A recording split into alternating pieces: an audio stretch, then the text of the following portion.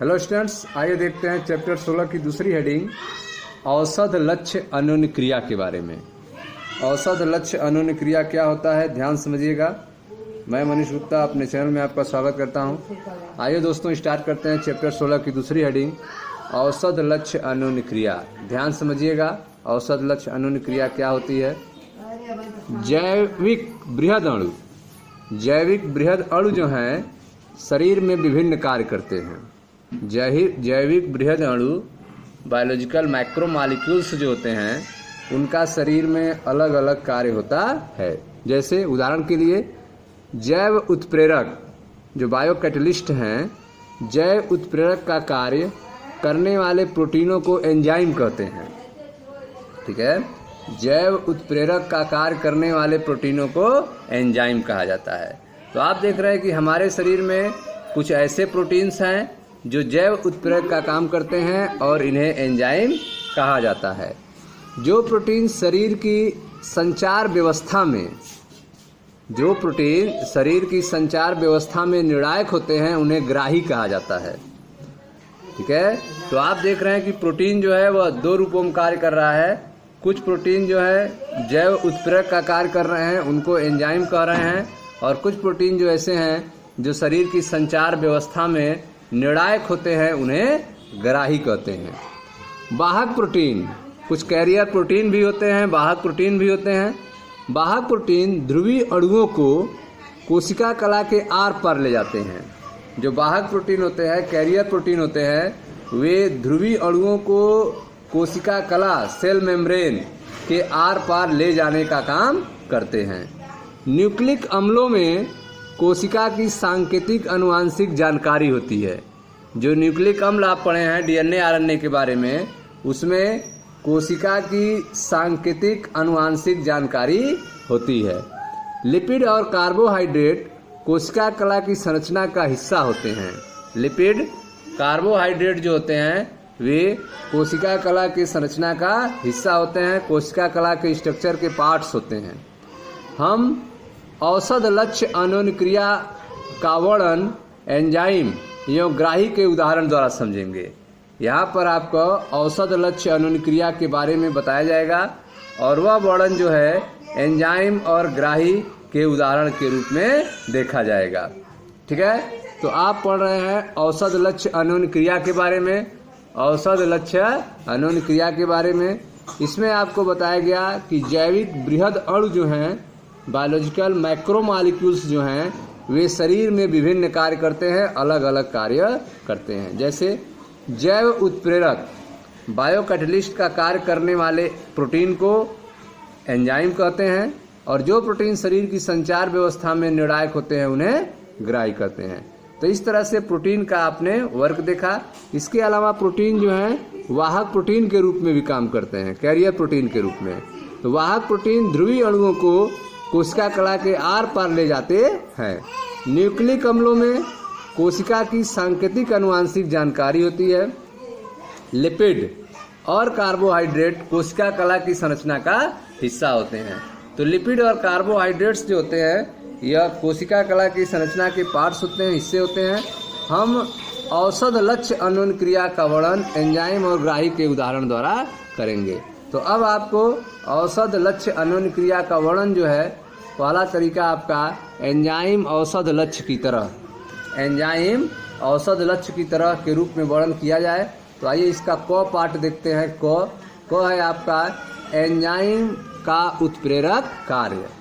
Enzyme जो है उत्प्रेरक के रूप में कैसे कार्य करता है, आइए इसको ध्यान से समझते हैं। एंजाइम का उत्प्रेरक कार्य। औषध तथा एंजाइम, ड्रग और एंजाइम के मध्य अन्योन्य क्रिया को समझने के लिए यह जानना आवश्यक है कि एंजाइम अभिक्रिया का उत्प्रेरक कैसे करते हैं। ठीक है, औषध तथा एंजाइम के मध्य अन्योन्य क्रिया, औषधियों और एंजाइम के मध्य अन्योन्य क्रिया को जानने से पहले, समझने से पहले यह जानना आवश्यक है कि एंजाइम अभिक्रिया का उत्प्रेरक कैसे करते हैं, एंजाइम अभिक्रिया को तेज कैसे करते हैं। उत्प्रेरक क्रिया में एंजाइम दो प्रमुख कार्य करते हैं। उत्प्रेरक की क्रिया में एंजाइम जो है दो प्रमुख कार्य करते हैं। पहला जो तरीका है एंजाइम का कार्य करने का, वह पहला तरीका आप देख सकते हैं फिगर में। एंजाइम का पहला कार्य क्रियाधार को, सबस्ट्रेट को रासायनिक अभिक्रिया के लिए थामे रखना है। एंजाइम का पहला कार्य जो है वह क्रियाधार को रासायनिक अभिक्रिया के लिए थामे रखना है। एंजाइम की सक्रिय सतह, एंजाइम के ऊपर सक्रिय सतह पाए जाते हैं। यह आप एंजाइम का फिगर देख रहे हैं। एंजाइम के ऊपर यह एक्टिव साइट है, यह सक्रिय सतह है, और यह क्रियाधार है, यह सबस्ट्रेट है। इस क्रियाधार को एंजाइम जो है थामे रखता है। ठीक है, क्रियाधार को थामे रखा हुआ एंजाइम फिगर में आप देख रहे हैं। तो एंजाइम का पहला कार्य है क्रियाधार को रासायनिक अभिक्रिया के लिए थामे रखना है। एंजाइम की सक्रिय सतह क्रियाधार अणु को उपयुक्त स्थिति में थामे रखती है। यह एंजाइम का जो एक्टिव साइट है, सक्रिय सतह है, यही जो है क्रियाधार को थामे रखती है। ठीक है, तो एंजाइम की सक्रिय सतह क्रियाधार अणु को उपयुक्त स्थिति में थामे रखती है, जिससे इस पर अभिकारक अर्थात अभिक्रियक द्वारा प्रभावकारी आक्रमण हो सके। एंजाइम की सक्रिय सतह क्रियाधार अणु को उपयुक्त स्थिति में थामे रखती है, जिससे इस पर अभिक्रियक द्वारा प्रभावकारी आक्रमण हो सके। क्रियाधार एंजाइम की सक्रिय सतह पर, क्रियाधार जो है एंजाइम की सक्रिय सतह पर विभिन्न प्रकार की अन्योन्य क्रिया द्वारा बंधते हैं। क्रियाधार जो है एंजाइम की सक्रिय सतह पर विभिन्न प्रकार के अन्योन्य क्रिया द्वारा बंधते हैं। वे अन्योन्य क्रिया जैसे आयनिक आबंध हो सकता है, हाइड्रोजन आबंध हो सकता है, या वांडर वाल अन्योन्य क्रिया, या फिर ध्रुवीय ध्रुवीय बल हो सकता है। ठीक है, तो एंजाइम जो है, एंजाइम के सक्रिय सतह पर क्रियाधार जो है वह अन्योन्य क्रिया द्वारा बंधते हैं, जैसे कि आयनिक आबंध, हाइड्रोजन आबंध, वांडर वाल अन्योन्य क्रिया, या ध्रुवीय ध्रुवीय बल। ठीक है, आप पढ़ रहे हैं एंजाइम औषध लक्ष्य की तरह। पहला आपने पढ़ा एंजाइम का उत्प्रेरक कार्य। इसमें आपने देखा कि औषध तथा एंजाइम के मध्य अन्योन्य क्रिया को समझने के लिए जानना आवश्यक है कि एंजाइम अभिक्रिया का उत्प्रेरण कैसे करते हैं। उत्प्रेरक क्रिया में एंजाइम दो प्रमुख कार्य करते हैं। पहला कार्य आपने देखा कि एंजाइम का कार्य सबस्ट्रेट क्रियाधार को रासायनिक अभिक्रिया के लिए थामे रखना है। एंजाइम की सतह पर सक्रिय सतह, एंजाइम की सक्रिय सतह क्रियाधार अणु को उपयुक्त स्थिति में थामे रखता है, जिससे इस पर अभिक्रियक द्वारा प्रभावी आक्रमण हो सके। क्रियाधार एंजाइम की सक्रिय सतह पर विभिन्न प्रकार की अन्योन्य क्रिया द्वारा बंधता है, जैसे आयनिक आबंध, हाइड्रोजन आबंध, वांडर वाल अन्योन्य क्रिया, या ध्रुवीय ध्रुवीय बल के द्वारा। ठीक है, दूसरा जो है नंबर 2 वह यह है कि एंजाइम का दूसरा कार्य, एंजाइम का दूसरा कार्य क्रियाधार पर आक्रमण करके, एंजाइम का दूसरा कार्य जो है वह यह है कि क्रियाधार पर आक्रमण करके रासायनिक अभिक्रिया करने के लिए प्रकार्यात्मक समूह उपलब्ध करवाना है। क्रियाधार पर आक्रमण करके रासायनिक अभिक्रिया करने के लिए प्रकार्यात्मक समूह उपलब्ध करवाना है, जो क्रियाधार पर आक्रमण करके रासायनिक अभिक्रिया करेगा। ठीक है, तो एंजाइम का दूसरा कार्य क्रियाधार पर आक्रमण करके रासायनिक अभिक्रिया करने के लिए प्रकार्यात्मक समूह उपलब्ध करवाना है, जो क्रियाधार पर आक्रमण करके रासायनिक अभिक्रिया करेगा। ठीक है, तो यह दूसरा जो है एंजाइम का वर्क है। तो एंजाइम का दूसरा कार्य क्रियाधार पर आक्रमण करके रासायनिक अभिक्रिया करने के लिए प्रकार्यात्मक समूह उपलब्ध करवाना है, और जो क्रियाधार पर आक्रमण करके रासायनिक अभिक्रिया करेगा। ठीक है, तो यह पहला हो गया क। अब ख जो है औषध एंजाइम अन्योन्य क्रिया। पहला आपने उत्प्रेरक एंजाइम अन्योन्य क्रिया के बारे में देखा, दूसरा कार्य जो है औषध एंजाइम अन्योन्य क्रिया। मेडिसिन जो हैं वह एंजाइम के साथ कैसे वर्क करते हैं इसके बारे में देखते हैं ख पार्ट में। औषध अर्थात ड्रग्स एंजाइम की उपरोक्त गतिविधियों में से किसी में भी अवरोध उत्पन्न करती है। ड्रग्स जो है वह एंजाइम की जो गतिविधियां आपने देखा उनमें से किसी में भी ब्रेक करने का काम करती है, अवरोध उत्पन्न करने का काम करती है। ये एंजाइम की बंधनी सतह को अवरुद्ध कर सकती है। एंजाइम के जो बाइंडिंग साइट है उनको यह अवरुद्ध कर सकती है। ठीक है, ये एंजाइम की बंधनी सतह को अवरुद्ध कर सकती है और क्रियाधार के आबंधन में रुकावट डाल सकती है। ए एंजाइम के बंधनी सतह को अवरुद्ध कर सकती है और क्रियाधार के आबंधन में रुकावट डाल सकती है, अथवा ए एंजाइम के उत्प्रेरक कार्य में अवरोध उत्पन्न कर सकती है। इसके अलावा जो है ये दूसरा कार्य के रूप में एंजाइम के उत्प्रेरक कार्य में अवरोध उत्पन्न कर सकती है, और ऐसी औषधियों को एंजाइम संदमक कहा जाता है। ऐसे जो ड्रग होते हैं जो एंजाइम के उत्प्रेरक कार्य में ब्रेक डाल देते हैं, अवरोध उत्पन्न कर देते हैं, ऐसे औषधियों को, ऐसे ड्रग्स को एंजाइम संदमक कहा जाता है। औषधि जो है, ड्रग्स जो हैं, एंजाइम के सक्रिय सतह पर क्रियाधार के संयोजन में दो प्रकार से अवरोध उत्पन्न कर सकते हैं। ड्रग जो है एंजाइम की सक्रिय सतह पर क्रियाधार के संयोजन से दो प्रकार के अवरोध उत्पन्न कर सकते हैं। पहला जो अवरोध है वह यह है कि ड्रग औषध एंजाइम के सक्रिय सतह पर संयोजन के लिए वास्तविक क्रियाधार से स्पर्धा करती हैं। पहला तरीका है कि ड्रग्स जो हैं, औषध जो हैं, एंजाइम की सक्रिय सतह पर संयोजन के लिए वास्तविक क्रियाधार से स्पर्धा करती हैं। ऐसी औषधियों को स्पर्धी संदमक कहा जाता है। ऐसी औषधियों को क्या कहेंगे? कॉम्पिटिटिव इनहिबिटर्स, ठीक है, इनहिबिटर्स कहते हैं, स्पर्धी संदमक कहेंगे। जैसे यह आपका एंजाइम है, एंजाइम का यह सक्रिय सतह है, ठीक है, यह आपका औषधि है और यह क्रियाधार है। अब यह औषधि जो है इस क्रियाधार से कंपटीशन करेगा, स्पर्धी संबंधक करेगा और क्रियाधार को जुड़ने नहीं देगा सक्रिय सतह से, एंजाइम के खुद अपने जुड़ जाएगा, ठीक है। तो एंजाइम के सक्रिय सतह पर औषधि खुद जुड़ जाते हैं, क्रियाधार नहीं जुड़ पाता है, इसलिए जो है एंजाइम वर्क नहीं कर पाता है। तो औषध और क्रियाधार में सक्रिय सतह के लिए स्पर्धा होता है। औषध और क्रियाधार में सक्रिय सतह के लिए स्पर्धा होता है। ये आपकी औषधि है, ड्रग्स हैं, और यह क्रियाधार है। इन दोनों में कंपटीशन होगा सक्रिय सतह पर जाने के लिए एंजाइम के। इसमें जो है औषध जो है एंजाइम के सक्रिय सतह पर पहुंच जाएगा, क्रियाधार नहीं पहुंच पाएगा, अतः औषध एंजाइम की सक्रिय सतह को अवरुद्ध कर देता है, ठीक है। यह पहला तरीका है। ऐसे औषधियों को स्पर्धी संदमक कहा जाता है, कॉम्पिटिटिव इनहिबिटर्स कहा जाता है। दूसरा जो तरीका है वह यह है कि कुछ औषधियां जो हैं, कुछ ड्रग्स जो हैं, एंजाइम की सक्रिय सतह पर संयोजन नहीं करती हैं। कुछ औषधि एंजाइम के सक्रिय सतह पर संयोजन नहीं करती हैं, यह एंजाइम की भिन्न सतह पर संयोजन करती हैं, ठीक है। यह एंजाइम के भिन्न सतह पर संयोजन करती हैं, जिसे एलोस्टेरिक सतह कहा जाता है। एलोस्टेरिक सतह कहा जाता है। तो आप देख रहे हैं कि कुछ ऐसी ड्रग्स होते हैं, कुछ ऐसे एंजाइम्स होते हैं, कुछ ऐसे मेडिसिन्स होते हैं, ड्रग्स होते हैं, औषधि होते हैं जो एंजाइम के सक्रिय सतह पर नहीं जुड़ते हैं।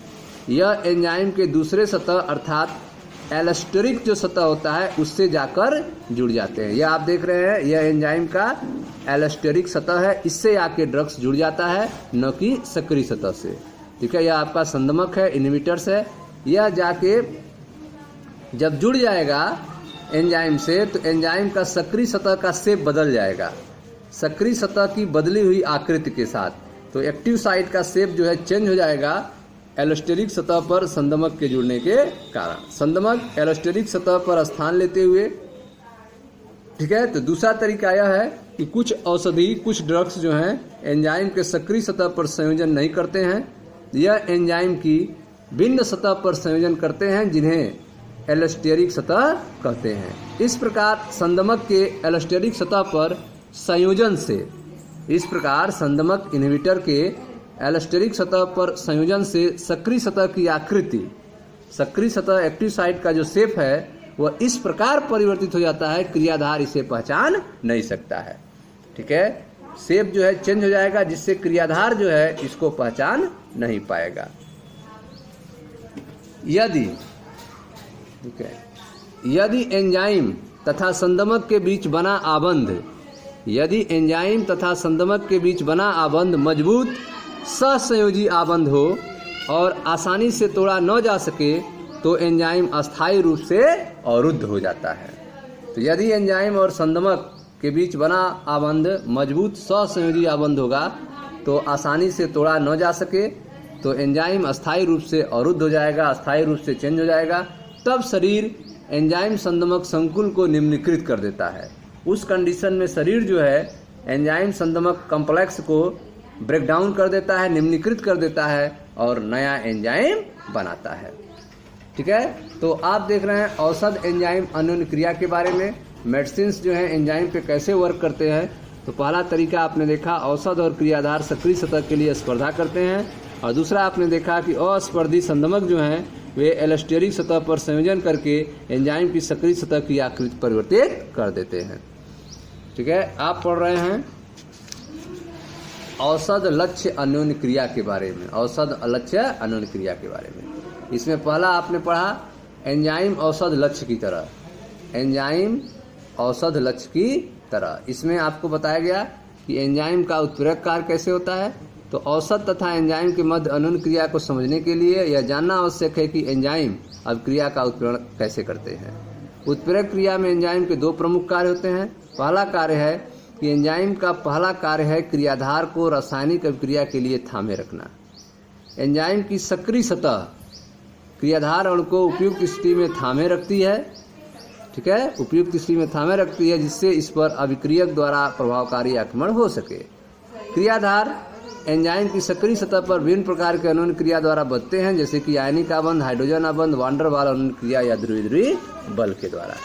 दूसरा जो तरीका है वह यह है कि एंजाइम का दूसरा कार्य जो है, एंजाइम का दूसरा कार्य क्रियाधार पर आक्रमण करके रासायनिक अभिक्रिया करने के लिए प्रक्रियात्मक समूह उपलब्ध कराना है। एंजाइम का दूसरा कार्य क्रियाधार पर आक्रमण करके रासायनिक अभिक्रिया करने के लिए प्रक्रियात्मक समूह उपलब्ध करवाना है, जो क्रियाधार पर आक्रमण करके रासायनिक अभिक्रिया करेगा। दूसरा जो है औषध एंजाइम अन्योन्य क्रिया। तो औषध एंजाइम अन्योन्य क्रिया में आपने देखा कि औषध जो है एंजाइम की उपरोक्त गतिविधियों में से किसी में भी अवरोध उत्पन्न करती हैं। ये एंजाइम की बंधनी सतह को अवरुद्ध कर सकती हैं और क्रियाधार के आबंधन में रुकावट डाल सकती हैं। अतः ये एंजाइम उत्प्रेरक कार्य में अवरोध उत्पन्न कर सकती है। ऐसे औषधियों को एंजाइम संदमक कहा जाता है। औषध एंजाइम की सक्रिय सतह पर क्रियाधार के संयोजन में दो प्रकार के अवरोध उत्पन्न कर सकती हैं। पहला, औषधि जो है एंजाइम के सक्रिय सतह पर संयोजन के लिए वास्तविक क्रियाधार से स्पर्धा करती हैं। ऐसी औषधियों को स्पर्धी संदमक कहा जाता है। ठीक है, जैसा फिगर में आप देख रहे हैं, एंजाइम के एक्टिव साइट पर जुड़ने के लिए औषधि जो है क्रियाधार से कंपैरिजन करेगा और आके इससे जुड़ जाएगा। एंजाइम या क्रियाधार नहीं जुड़ने पाएगा। दूसरा तरीका है कि कुछ औषधियां ऐसी होती हैं जो एंजाइम के सक्रिय सतह पर संयोजन नहीं करती हैं। यह एंजाइम के भिन्न सतह पर संयोजन करती हैं, जिसे एलोस्टेरिक सतह कहते हैं, यहाँ पे आके जुड़ती हैं। इस प्रकार संदमक के एलोस्टेरिक सतह पर संयोजन से सक्रिय सतह की जो आकृति होती है वो चेंज हो जाता है और क्रियाधार इसे पहचान नहीं पाता है। ठीक है, तो यह दो तरीका है। यदि एंजाइम तथा संदमक के बीच बना आबंध मजबूत सहसंयोजी आबंध हो और आसानी से तोड़ा न जा सके तो एंजाइम अस्थायी रूप से अवरुद्ध हो जाता है। तब शरीर एंजाइम संदमक संकुल को निम्नीकृत कर देता है और नया एंजाइम बनाता है। ठीक है स्टूडेंट्स, तो यह आपका पहला था। मिलते हैं सेकेंड वीडियो में, जिसमें आप पढ़ेंगे ग्राही औषध लक्ष्य की तरह। इसके बारे में आपको हम नेक्स्ट वीडियो में समझाएंगे। मैं मनीष गुप्ता अपने चैनल में आपका स्वागत करता हूं। मिलते हैं स्टूडेंट्स नेक्स्ट वीडियो में। Thank you.